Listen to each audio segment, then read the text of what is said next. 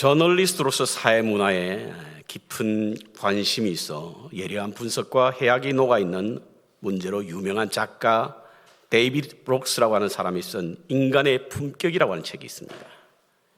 인간의 품격. 이 책이 아마존과 뉴욕타임즈의 베스트셀러로 선정되어 오랫동안 많은 사람들에게 읽혀져 왔는데요.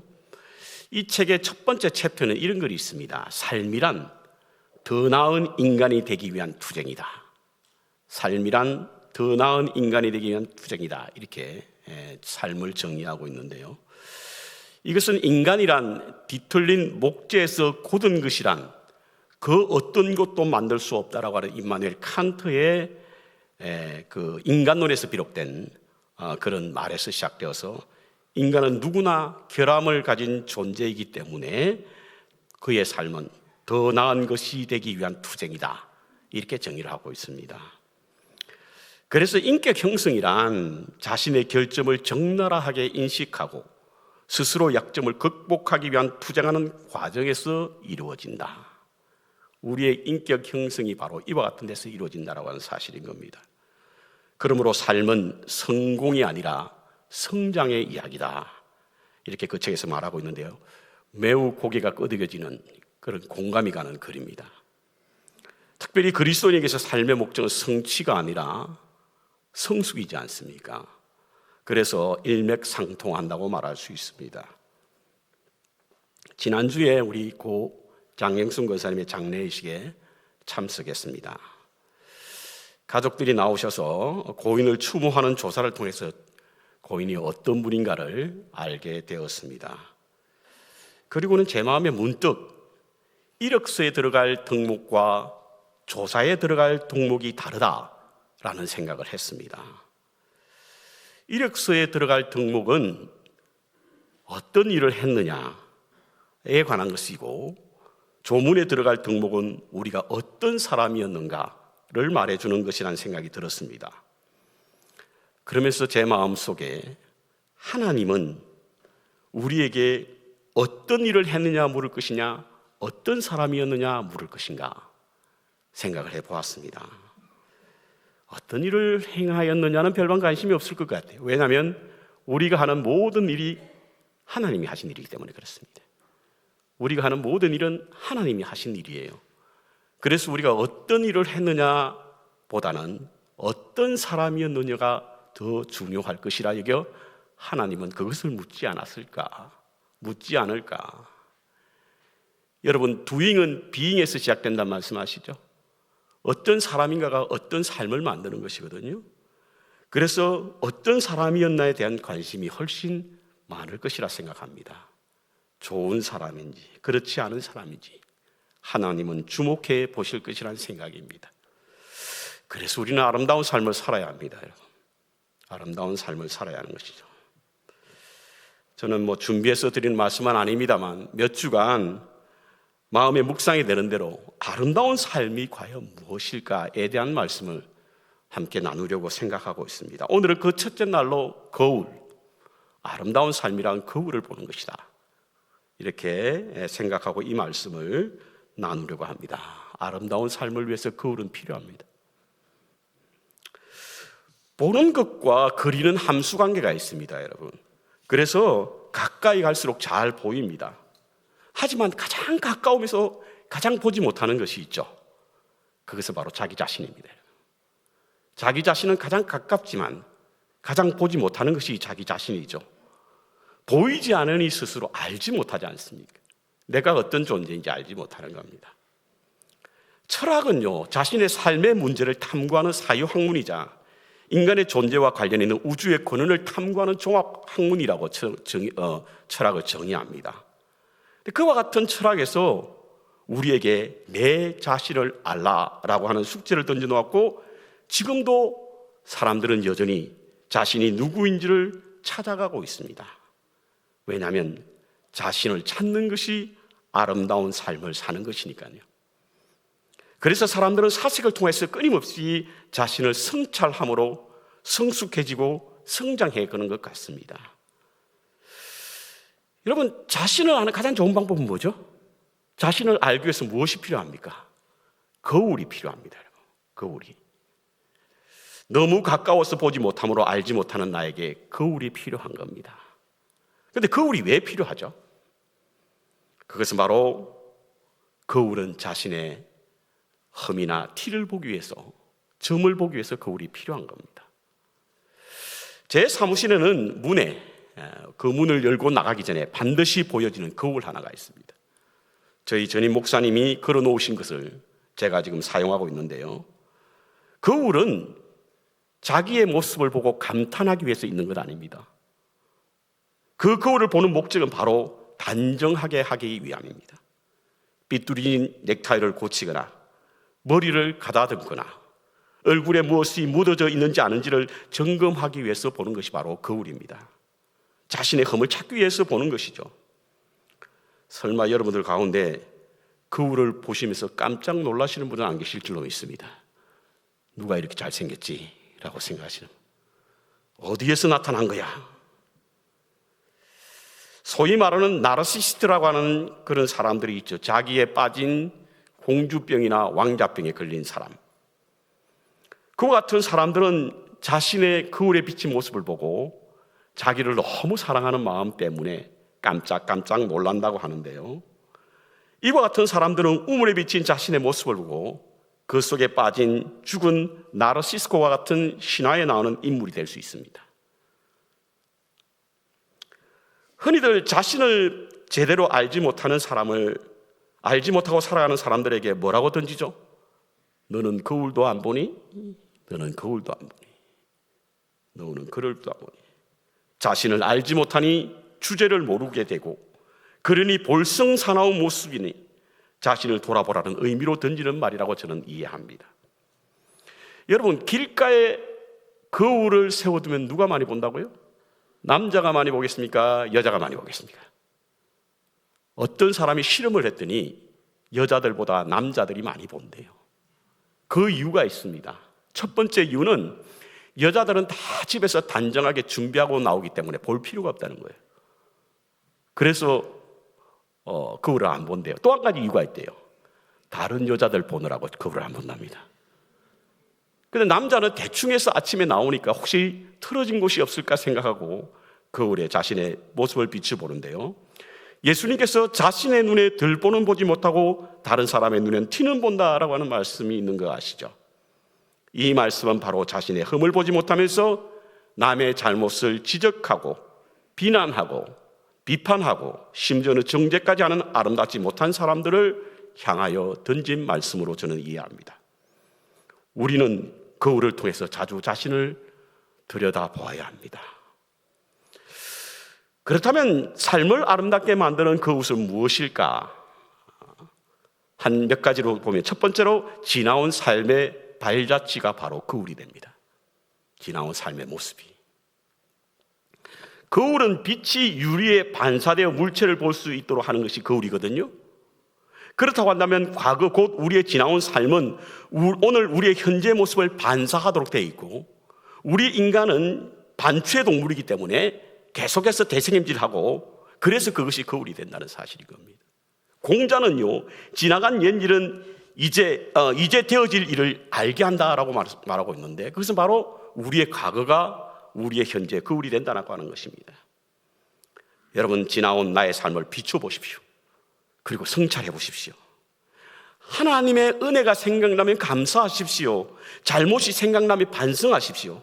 그때 우리는 아름답고 성숙한 모습으로 변하게 될 줄로 믿습니다. 우리의 과거가 우리의 거울입니다. 두 번째로, 가까운 사람들이 우리의 거울입니다. 나 자신이 누구인지 모를 때, 내가 어떤 사람인을 찾지 못할 때에 여러분은 주위의 분들의 말에 귀를 기울이시고 주위에 있는 사람이 어떤 사람인지를 한번 보시기 바랍니다. 그것이 거울이 됩니다, 여러분. 유대교 신학자 마틴 부부는요, 그의 역작인 나와 너라고 하는 책이 있는데, 이 책은 그의 사상이 잘 묻어있는 책이라는 평가를 받고 있는데, 인간은 나로서만 존재할 수 없다라고 말합니다. 나로서만 존재할 수 없다. 나와 너이든지 나와 그것이든지 함께 존재한다라고 하는 것입니다. 그리고 나와 너 혹은 나와 그것에 의해서 내가 만들어진다는 거예요. 나 스스로 만드는 것이 아니라 누군가에 의해서 만들어지고 있다고 하는 것입니다. 물론 부부가 말하는 너라고 하는 것은 절대자를 말하기도 하지만 우리는 가까운 사람을 통해서 내가 만들어지는 겁니다. 그러므로 나와 가까운 사람의 말과 나와 가까운 사람이 나의 거울이 된다는 사실인 겁니다. 저는 가끔 우리 아이의 말을 통해서 저 자신을 돌아보게 하는데요. 그래서 우리 아이의 말이 제게 거울이 될 때가 많습니다. 가끔은 제가 아이들 눈에 비칠 때 제대로 된 모습이 아니면 가차없이 우리 아이들이 하는 말이 목사님 이럽니다. 이게 무슨 뜻인 줄 알죠? 정신 차리라는 이야기죠. 그리고 목사님이 이랬으면 되겠습니까? 이렇게 물어봅니다. 내가 아이들의 눈에 목사로서의 품위와 품격을 제대로 갖추지 못했구나. 그래서 그 아이가 제 인생의 거울이 될 때가 참 많습니다. 가까운 사람의 말과 충고를 통해서 우리는 스스로 볼 수 있습니다. 그래서 그들이 거울이 되었습니다. 동시에 주위에 있는 사람들을 통해서 내가 누구인지 볼 수 있습니다. 여러분, 유유상종이라는 말을 들어보셨을 것입니다. 속된 말로 끼리끼리 모인다는 뜻입니다. 생각이 같고 대화가 통하는 사람들끼리 모이는 것을 말하죠. 주위에 있는 사람들의 세계관을 통해서 자신의 세계관을 들여볼 수 있습니다. 그 사람의 생각을 통해서 내 생각을 볼 수 있다고 하는 거예요. 바꾸어 말하면 그들을 보면 내가 어떤 사람인지 알 수 있다는 거예요. 내 주위에 있는 사람들을 보면 내가 어떤 존재인지 알 수 있습니다. 우리가 흔히 좋은 친구 사귀라는 말 많이 하죠. 이는 친구 따라 강남을 가기 때문인데요. 저는 우리 자녀들을 위해서 기도할 때마다 좋은 친구 만나게 해요. 왜냐하면 만남이 가장 큰 축복이잖아요. 좋은 친구 만나게 해달라고 합니다. 왜냐하면 만남이 그 인생을 좌우하기 때문에 그렇습니다. 그런데 여러분, 좋은 친구 만나기 위해서 어떻게 해야 되죠? 내가 좋은 친구가 되어야 되는 거예요. 좋은 스승을 만나기 위해서 나는 좋은 제자가 되어야 됩니다. 좋은 친구 앞에서 나쁜 친구가 존재할 수 없고요. 나쁜 제자 앞에 좋은 스승이 만나지지 않는 겁니다. 그렇기 때문에 내 스스로 좋은 친구가 되어야 되고 좋은 제자가 되어야만 좋은 친구를 만날 수 있고 좋은 스승을 만날 수 있는 거죠. 함께 모이니까요. 군을 형성하고 있지 않습니까? 간혹은 어떤 사람들이 생각이 주위에 있는 사람들의 생각과 동일할 때 세상 모든 사람들이 똑같은 생각을 하고 있는 것으로 착각할 때가 있습니다. 이것이 옳다라고 하는데 저 사람들이 옳지 않다고 말하면 여기 모여있는 사람들 속에 갇혀 있다 보면 그 사람들의 생각이 전체인 사람인 걸 착각하는 거예요. 그리고는 다른 사람들은 틀렸다, 약간 맛이 같다, 혹은 이상하다. 여러분, 지금 우리가 누구인지를 알려고 하면 내 주위에 누가 있는가를 보면 알게 됩니다. 좋은 사람 만나시기 바랍니다. 좋은 공동체가 되기를 바랍니다. 저는 우리 교회가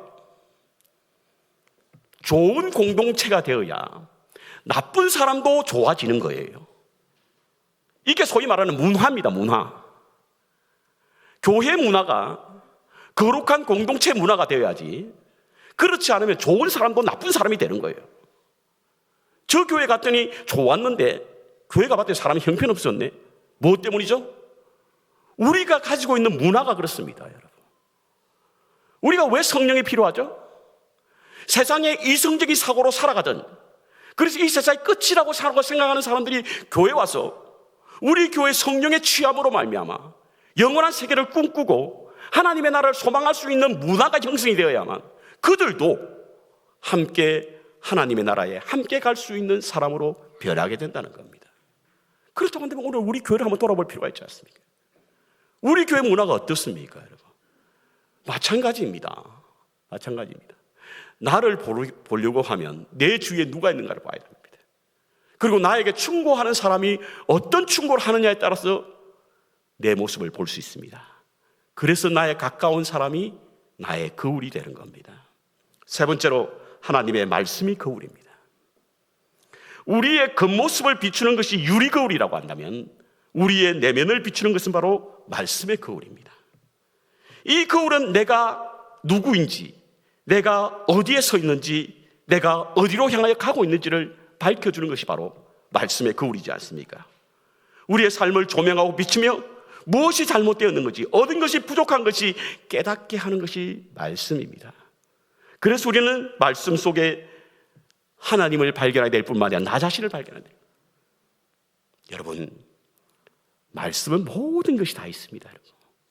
말씀을 찾지 못하니까 그것은 말씀에 없을 것이야 생각하지만 말씀에는 모든 것이 다 있습니다. 우리 인생에 가장 필요한 것이 다 담겨져 있는 것이 말씀입니다.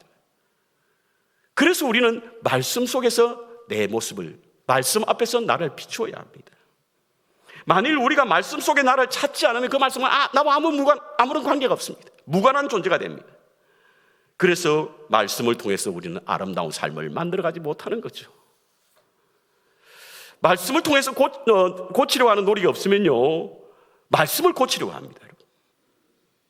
오늘 지금 그와 같은 시도가 일어나고 있잖아요. 말씀 앞에서 나를 고치려고 하지 않으니까 말씀을 고치려고 하는 거예요. 우리가 흔히 지금 우리 사회 가운데 다원주의 신앙, 이성적인 신앙, 이것들이 다 무엇을 말합니까? 하나님 말씀 앞에서 자기를 고치기 싫다는 거예요. 말씀을 바꾸려고 하는 거죠. 말씀에서 나의 그릇된 모습을 발견하고 고치고 잘못된 모습을 보고 바르게 할 때 비로소 우리는 성숙하고 아름다운 신앙인이 될 수 있는 줄로 믿습니다. 말씀으로 자신을 계속 비추지 않으면요, 오히려 그 신앙이 덕이 되지 못하고 독이 되는 신앙에 빠질 수 있습니다. 왜냐하면 자신을 제대로 보지 못하기 때문에 자신이 다른 사람들보다 신앙과 인격이 좋은 사람으로 착각하기 때문이에요. 말씀을 우리의 삶에 조명하지 않으면 착각하는 거예요. 어떤 착각? 다른 사람들과 신앙과 인격이 더 좋은 사람인 것으로. 뿐만 아니라 자신의 정체성도 착각합니다. 본질적으로 자신이 의인인 것처럼 생각하고 자신은 무엄한 사람인 것처럼 행동하는 왜곡된 자기 정체성을 가지고 말씀이 우리를 조명하지 않으면. 왜냐하면 사람들은요, 모두 다 자기 중심적으로 생활하지 않습니까? 자기 속인에 옳은 대로 행동하고 판단하거든요. 그러니까 자기는 굉장히 신앙이 좋은 사람인 것처럼, 그리고 자신은 다른 사람보다 더 신앙이 뛰어난 사람인 것처럼 착각하는 거예요. 그러니 순수하고 신실함은 사라지고 자꾸 자신의 인생을 가짜로 덧칠하고 있는 거예요. 위선적이고 위약적인 삶을 살아가는 겁니다. 여러분, 절대주의가, 절대 진리가 사라지는 오늘날 상대주의 세계 속에서 우리의 삶의 방향과 목적 그리고 이유를 어디에서 찾으렵니까? 여러분? 어디에서 찾으려고 하십니까? 우리의 옳고 그름을 판단하는 인생의 나침반 역할을 할 수 있는 것이 어디입니까? 자기의 속인 대로 옳은 대로 행하려는 우리의 그릇된 생각, 행함을 바르게 하고 아름답게 하고 성숙하게 하는 그것을 위하여 우리 자신을 비출 수 있는 건 무엇이? 하나님 말씀밖에 없어요. 그래서 시인은 주의 말씀은 내 발의 등이요 내 길의 빛이라고 말한 겁니다. 나의 삶의 거울이 되어 바르게 하고 고쳐 옳은 길을 가게 하는 겁니다. 그렇다면 말씀의 거울을 보기 위해서 우리가 어떻게 해야 되는가? 첫 번째로는요, 가면을 벗어야 합니다. 가면을. 하나님 말씀 앞에 가면을 보십시오. 설마 가면 쓰고 거울 보시는 분은 안 계시죠? 혹시 계세요, 여러분들 가운데? 모르겠습니다. 연극하는 사람들은 자신의 모습을 감추기 위해서 가면을 쓰고 거울을 볼 수 있는지는 모릅니다. 그것은 가짜죠. 가짜의 모습입니다. 위장하는 것입니다. 가면을 벗지 않으면 아무리 거울을 보아도 아름답게 변하지 않습니다. 가면 속에 있는 진정한 내 자신을 발견할 수 없으니까요. 예를 들어 과거를 숨기려고 자신의 과거를 미화하거나 위선적인 모습으로 자신의 거울을 비춰서는 진실한 자신의 모습을 볼 수 없습니다. 말씀 앞에서 자신을 감추지 마시기 바랍니다. 감추어진 것은 드러나지 않는 것이 하나도 없대요. 감추어진 것은 반드시 드러난다는 겁니다. 자신을 매우 뛰어난 사람으로, 흠이 없는 사람으로 덧칠하지 마시기 바랍니다. 형식적이고 외식적인 옷을 벗어야 합니다. 그래야만 거울 속에 내 모습을 볼 수 있습니다. 말씀의 거울에 비친 내 모습을 볼 수 있습니다. 두 번째로 똑바로 보아야 합니다. 똑바로 보아야 합니다. 거울을 보는 사람에게 두 종류가 있습니다. 곁눈질하듯 힐끗 보는 사람이 있는가 하면 똑바로 꼼꼼히 보는 사람이 있습니다. 헐깃 보는 사람은 자신에게 흠이나 티가 없다고 생각하는 사람들이에요. 그지만 꼼꼼히 보는 사람은 자신의 흠과 티를 발견하려고 노력하는 사람입니다. 그래서 우리는 하나님의 말씀 앞에 똑바로 보아야 합니다. 유리에는 두 가지 종류가 있습니다. 창문이 있고 거울이 있습니다. 창문은요, 다른 것을 보기 위한 것이지만 거울은 나 자신을 보기 위한 것입니다. 사도행전에 보면 복음의 말씀을 들을 때 나타난 두 가지 반응이 있습니다. 하나는 말씀을 듣고 자신의 죄를 발견하여 가슴을 찢으며 통곡하는 사람이 있는가 하면, 또 다른 사람은 자신의 죄를 감추려고 말씀을 찢어버리는 사람이 있어요. 어떤 사람이 말씀을 바로 보는 사람입니까? 혹시 나를 숨기기 위해서 말씀을 찢는 사람은 없습니까? 거울아 거울아 누가 예쁘니? 그것이 백설공주에 나옵니까? 일부 예배 물어봤더니 백설공주에 나온대요. 거울아 거울아 누가 예쁘니? 세상에서 누가 제일 예쁘니? 라고 왕비가 물었습니다. 그러자 그 이상한 거울은 왕비님이 제일 이쁩니다 이렇게 말한 거예요. 그런데 그때에 태어났던 공주가 자라나서 시간이 흘러서 공주가 성인이 되었을 때 왕비가 다시금 거울에게 묻습니다. 거울아 거울아 누가 세상에서 제일 예쁘니? 그러니까 그 거울이 하는 말이, 왕비님도 예쁘지만 공주님이 더 예쁩니다. 그때 그 왕비가 나무꾼을 시켜서 공주를 죽이려 합니다. 거울은 거짓을 말하지 않습니다, 여러분. 하나님의 말씀도 진리입니다. 거울을 똑바로 보기 위해서는 성에가 끼지 않아야 합니다. 말씀의 거울을 보기 위해서는 그 말씀을 비틀거나 왜곡하지 말아야 합니다. 아전인수로 해석하거나 자기의 좋을 대로 읽어서는 안 됩니다. 그러기 위해서는 성경을 읽을 때에 우리는 성경 앞에서 나를 객관화시켜야 합니다. 말씀의 성애를 낀다라고 하는 것은요, 말씀을 제대로 보지 못한다는 뜻인데, 말씀을 제대로 보지 못한다라고 하는 것은 말씀을 주관적인 관점으로 읽기 때문에 제대로 보지 못하는 거예요. 사람은요, 모두 자기 주관적인 생각이 있고 그렇기 때문에 자신의 삶을 합리화시키고 그것을 숨기려고 하는 습성이 있지 않습니까? 그렇다고 한다면 말씀이 우리에게 전혀 감동도 여운도 그리고 우리의 마음속에 진동도 하지 못합니다. 그러기 위해서는 내가 말씀 앞에 내가 말씀을 읽는 것이 아니라 말씀이 나의 삶을 읽어야 하는 거예요. 예를 들어서 원수를 사랑하라. 내가 읽게 되면 그 원수는 어떤 사람에 특정하게 됩니다. 하지만 말씀이 나를 읽게 되면 그 원수라고 하는 대상이 내가 설정하는 것이 아니라 하나님이 설정하는 거예요. 그것이 말씀을 읽는 태도입니다. 말씀으로 자신을 숨기려고 하는 태도로서는 우리의 삶을 아름답게 못합니다. 세 번째로 말씀과 하나가 되어야 합니다. 여러분, 거울 속에 비친 모습은 나의 모습입니다. 나와 하나입니다, 여러분. 말씀의 거울도 마찬가지예요. 예레미야서 31장 33절에 보니까요, 그날 후에 내가 이스라엘 집과 맺을 언약은 이러하니 곧 내가 나의 법을 그들 속에 두며 나의 마음에 기록하여 나는 그들의 하나님이 되고 그들은 내 백성이 될 것이라. 여호와의 말씀이다. 이런 말씀하고 있는데, 원래 하나님과 이스라엘 백성과 맺은 언약은 소위 말하는 시내산에서 맺은 하나님의 언약이었습니다. 그것이 율법입니다. 그런데 이스라엘 백성이 그걸 지키지 않는 거예요. 그래서 예레미야는 새로운 언약, 곧 새 언약을 선포하게 되었는데, 그 언약이 무엇이냐면 말씀을 판에 새기지 않고 내 마음에 새긴다는 거예요. 이것이 히브리서에도 나와 있습니다, 여러분. 마음에 새긴다는 건 어떤 거죠? 마음은요, 우리의 삶의 운명의 진원지가 바로 마음입니다. 너희는 그런 말 있잖아요. 안명무 선생이 이야기했나요? 마음은 생각을 낳고 생각은 행동을 낳고 행동은 습관을 낳고 습관은 인격을 낳고 인격은 그 사람의 운명을 낳는다는 거예요. 곧 마음이 그 사람의 운명을 결정하게 된다는 겁니다. 그래서 성경은 매우 중요하게 우리가 하나님의 말씀이 하나가 되기 위해서 우리의 마음판에 하나님의 말씀을 새겨야 한다는 거죠. 고린도전서 13장에 한번 보십시오. 지금은 우리가 거울로 보는 것 같이 희미하게 보지만 언젠가는 분명하게 보게 될 것이다. 당시의 거울은 청동으로 만들어졌거든요. 그러니까 분명하지 않죠.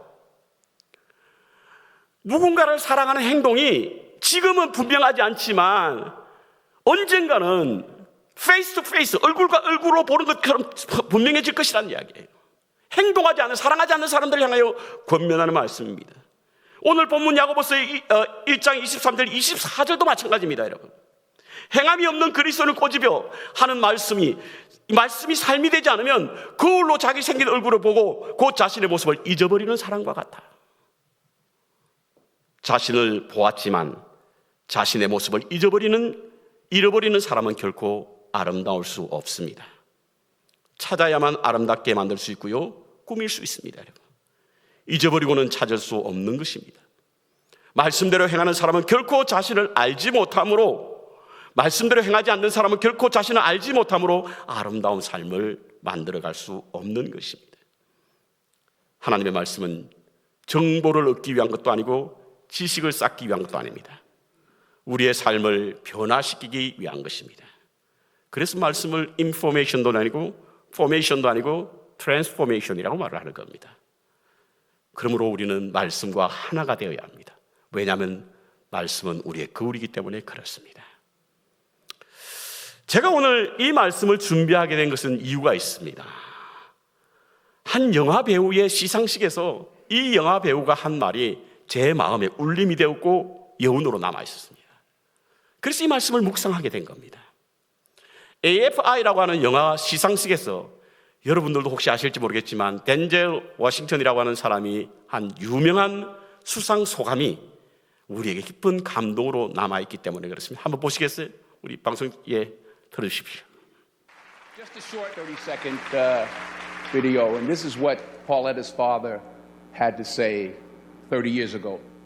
We were put here for a reason. God created man, and God intends for us to love all mankind. And by being in a loving mood, caring for one another, 이분이 that's our purpose for life. 덴젤 워싱턴의 아버지입니다. We should 아버지 care 훌륭한 for 신앙 one 밑에서 이 덴젤 워싱턴이 And we should 자라게 love 됩니다. one another.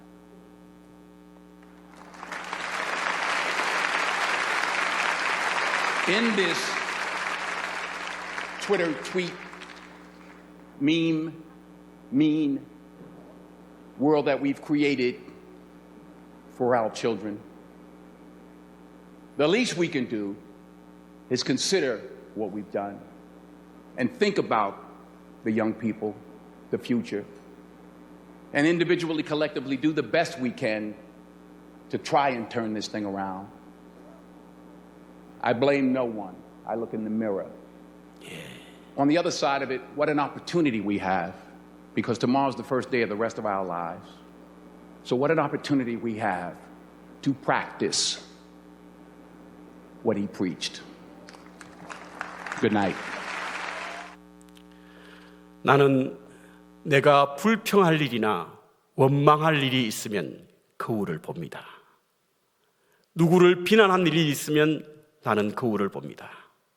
이 문구가 일주일 내내 제 마음을 울렸습니다. 여러분. 우리는 얼마나 자주 거울을 보고 있습니까? 여러분. 남을 보느라고 내 자신의 모습을 보지 못하고 있는 것은 아닙니까? 고린도후서 3장 18절은 이렇게 말씀하고 있습니다. 우리가 다 수군을 벗은 얼굴로 거울을 보는 것 같이 주의 영광을 보매 그와 같은 형상으로 변화하여 영광에서 영광에 이르니 곧 주의 영으로 말미암느니라. 우리가 하나님의 거울 즉 말씀을 들여다볼 때 우리는 하나님의 영광을 보며 그것이 바로 우리입니다. 그렇습니다.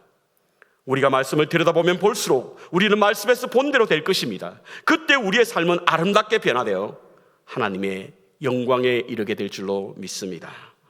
지나온 삶을 거울로 보십시오. 주위에 있는 사람들의 충고와 그들을 거울로 여기며 보시기 바랍니다. 말씀을 거울로 삼아 날마다 새롭고 아름다운 믿음의 삶을 여정을 걸어가시는 우리 모두가 되시기를 주님의 이름으로 축원합니다.